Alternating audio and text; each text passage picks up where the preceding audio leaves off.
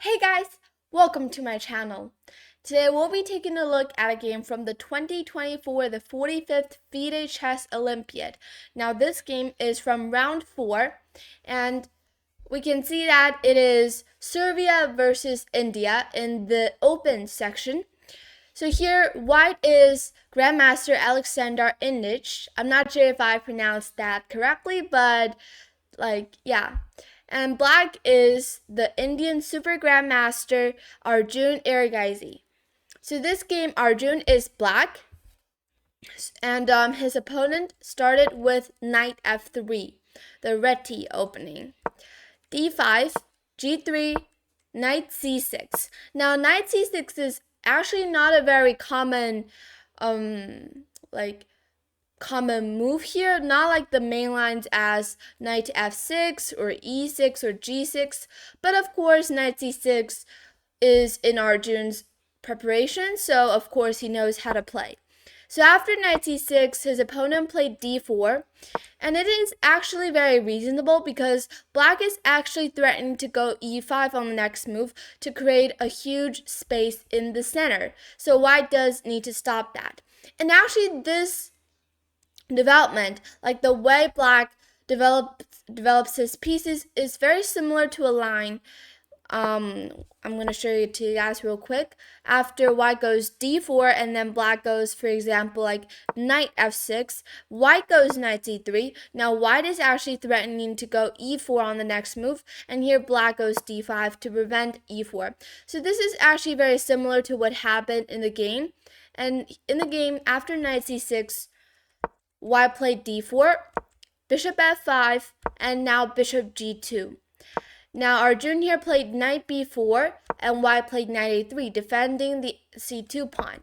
Now e6 was played, and after c3, knight goes back to c6. Now you might say, okay, what is the point of this whole knight b4 idea? I mean, knight b4, first of all, it only just attacks the c2 pawn, really. And once black goes knight b4, it also helps white to develop his knight, because white is going to develop his knight anyways, so it doesn't really matter when it develops, and now black just sort of helps white to develop. So, but actually, knight b4 is actually luring white to go for this knight a3 c3 idea, because the knight is somehow kind of misplaced on a3. And if white goes c3 in the future, like in the game after c3, you can see that these light squares are kind of weakened. So these squares might be the winning key idea in black's, so it might be black's idea to attack or use these light squares later on in the game. So knight c6 back, queen b3 attacking the b7 pawn. Now you just protected with rook b8. Now knight h4 kicking the bishop, and here Arjun played bishop e4. So of course you can also just simply go back to bishop g6, or you can also go to bishop g4, and let's say white goes, I don't know, probably like h3 or f3, probably f3 here, and you go bishop h5, probably there's e4. So yeah, this is just one of the lines that can occur in this opening. But yeah, so after knight h4 in the game, bishop e4 was played. Now here in the game, white played f3, but you can also take on e4 as well. Both of these choices are okay for white. In the game, f3 was played, and now bishop g6 back. So you can see that Arjun is actually playing another kind of these moves where you somehow looks like you're losing a tempi, but then actually you're not, because here you see that the main difference is that white has now played f3. And what is the problem with this move? The problem with this move is that it blocks this light square bishop. But of course, you might say, okay, white goes f3 and there are e4 ideas on the next move. So of course, it is still fine for white. Yeah. So in the game, knight g6 was played, but white can also go e4 immediately in the game, and probably black will just go, for example, like knight f6 to develop, and it's still in the opening part, and both sides should know how to play. And so in the game, knight g6 was played. Now h takes g6, of course, opening up the h file and putting pressure on the h2 pawn. e4 was played. So white is launching some attack in the center, but it's actually not that big of a threat to black.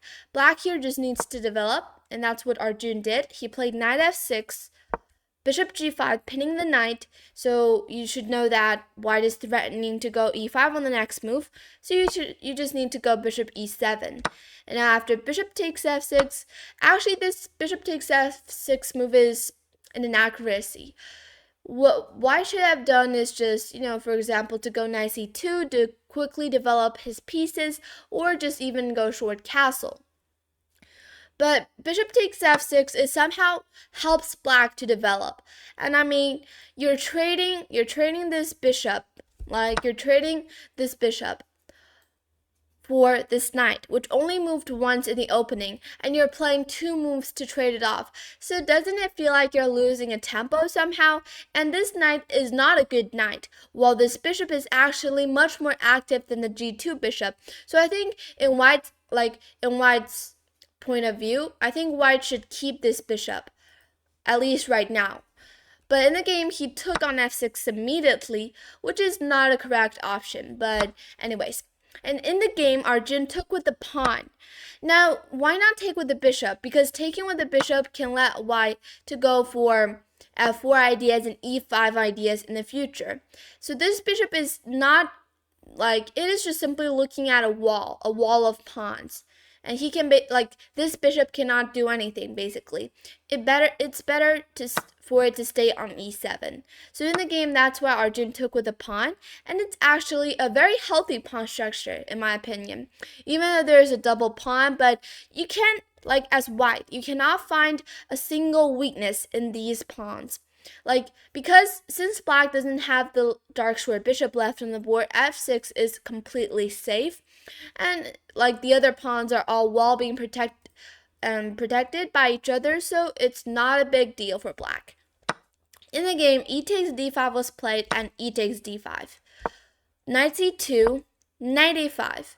So now black is going to kick this queen, because white has been wasting some moves, especially bishop takes f6, instead of developing. And you can take a look at his king. I think his king is somehow a bit open to in the center. Our king is even though it is in the center, but it can always go short castle, and it can just enjoy a very solid pawn structure on the king side. So I think white is actually in a little bit of trouble here. So in the game, knight c2 is played, and now knight to a5, threatening the queen. Queen b5 check, and now c6. Queen back to e2. So you can see that white is wasting a lot of moves with this queen. And that's why you always hear people saying that don't move your queen or don't develop your queen too early in openings, especially if it's not necessary, because you would lose a lot of tempos because your opponent would use his pieces to attack your queen at the same time developing, and you just have to run around with your queen on the board without developing. So yeah, that is just a rule in general. Knight c4 was played. So this knight enjoys a very good outpost on c4, even though it can be kicked by b3, but then if white goes b3, this c3 pawn would be sort of a weakness. And that's what white did in the game, b3. But now black just goes to knight d6, and after short castle, king to f8. Now this is actually a very interesting move, because if black is just going king f8, king g7, it's sort of just like castles, right? Then why not go castle immediately? Short castle immediately. Of course, this move is also playable, but actually here, what is black's idea?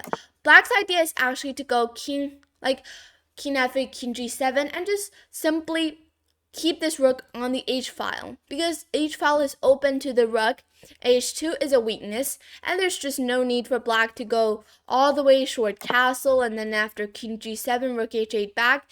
It's just not unnecessary. So that's why in the game, king f8 was played. Well played by Arjun. And actually you can see, look at the time, both sides. Arjun is actually using a lot of his time. And this king f8 move, he thought for about 9 minutes. So in the game, knight e1 was played. queen a5. So you can see that the c3 pawn is a weakness. And let's see how Arjun played. Rook c1, knight f5, b4, queen c7, f4. Now, after this f4 move, it's actually coming to a very important point in this whole game. First of all, let's just evaluate this position. Both sides have 7 pawns, so the material are basically equal, but the main difference here, like the main like the heart of this position is the opposite color bishops. So in this position, both sides have a bishop and they're opposite colored, which means that there's a great chance of making a draw. But actually here, you can now take a look at the pawn structures. White has most of his pawns on dark squares and black has most of his pawns on light squares. But now you can take a look at the position. Does white have any outposts in this position for the knight? Like, you have already compared the bishops, right? Opposite color bishops, and they're all pretty passive because they're inside the pawn chains. So let's see. The major pieces, like the rooks and the queens, are basically the same. The kings are all pretty safe. And now let's try to compare these two knights. If black's knight is better, then this position black will be better. If white's knight is more active, then white will be better. Now you just evaluate, compare these two knights. Whose knight is better? And it's actually very clear. Black's knight is much better than white's knight because black's knight can always enjoy these two outposts. And as for white, the knight doesn't really have a good outpost to go. Actually, there are just no outposts for this knight. c5 is not considered as an outpost because black can always go b6 to kick this knight away, and e5 is well being controlled by the pawn. So black can always go knight d6 and put the knight on c4 or e4 at some times. So it's clear that black is better in this position. So let's see how the game continued. As well as black has a lot of counterplay on the queen side, like many pawn breakthroughs. In the game, a5 was played, and white played a3 to support the pawn structure. White is trying to keep everything together. Of course, in this position, white cannot go really active because then that would cause a lot of trouble for himself. Rook e was played, pointing directly at the queen, and now queen d2, very logical. Knight d6, you can see down black is going for the idea I just mentioned with knight c4. And let's see, knight c2, even though white is looking like he is trying to maneuver his knight to a better spot, but there's just no good spot for this knight to go. f5 was played. So actually f5 does somehow make this e5 square more vulnerable to the knight. Like, the knight can now jump into this square, but just don't forget, black has this f6 move on the next stop. So that is the good thing about double pawns, because whenever you push this pawn, you can always push the second pawn to control that square. So rook fe1, king g7, rook e2. White is trying to double the rooks on the e file, and after rook a8, he just went back. So it's actually very obvious that white doesn't really know what to do here. Like, he doesn't really have a direction. He doesn't really know what to do in this position. While as for black's idea is mainly to play on the queen side and at some point put the knight to c4 at the right move. So bishop f6, rook e2, white is just waiting, and now finally Arjun opens up on the queen side with a takes b4. After a takes b4, rook a2, finally creating counterplay. Rook e1. Now this is a mistake, because why? Black is right now pinning the knight and the queen, and there's just no reason for you to keep this pin. You just simply need to move away with your queen. Let's say go to queen d1. So that's why rook e1 is a mistake, because this pin is just very annoying. Now rook h8 was played, but probably a better option would be to go queen b8 to get this queen to the a file first. But rook h8 is also one of the best options here. Rook a1, offering a trade on the a file, and now queen b6. Rook e b1, rook 8 a4, Queen c1, and now Queen a7. So you can see that this is sort of like the Alenkind's arrow. You can see that all the major pieces, all of these 3 major pieces are lined up on the same file. So that is a very strong setup. Finally, white took on a2, and after rook a2, actually this position is already winning for black, and not just by looking at the eval bar, but also looking at this position. You can now see that the knight can now finally go to c4, or even go to b5 to attack the c3 pawn. Like, white just has too many weaknesses. The pawn on c3 and the square on c4 are the 2 main weaknesses that caused white this whole game, like caused white to lose. Rook b2 was played, but there is knight b5, an excellent move by Arjun, and after rook b3 trying to defend, because you cannot take on a2, because after rook e2 there is queen a2, and let's say you try to defend this pawn but it doesn't really work. There is knight a3 now using this pin, and white will be losing the knight on the next move. So white basically is just losing here. But after rook b3, now a brilliant move by Arjun, knight takes c3. And actually I should have let you guys think for this move, but anyways, I've already shown it. So it's knight c3, and now rook c3. And here I want you guys to think what is the winning move here.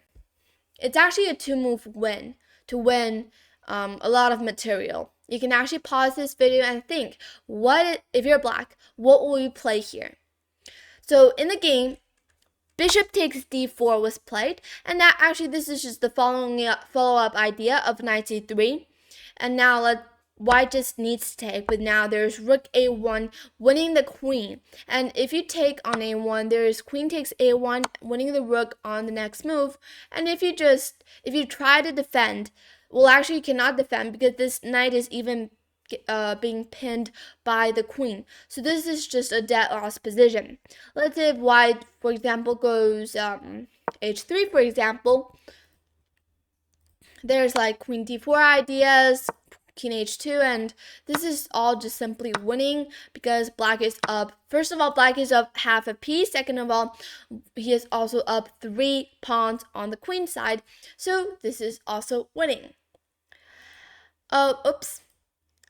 Alright, so this is an excellent game played by Arjun Erigaisi.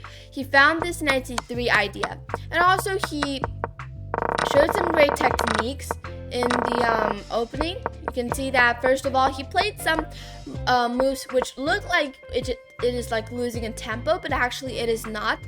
Black is just slowly luring white to create weaknesses, like slowly luring white to push his pawns and create weaknesses all by himself.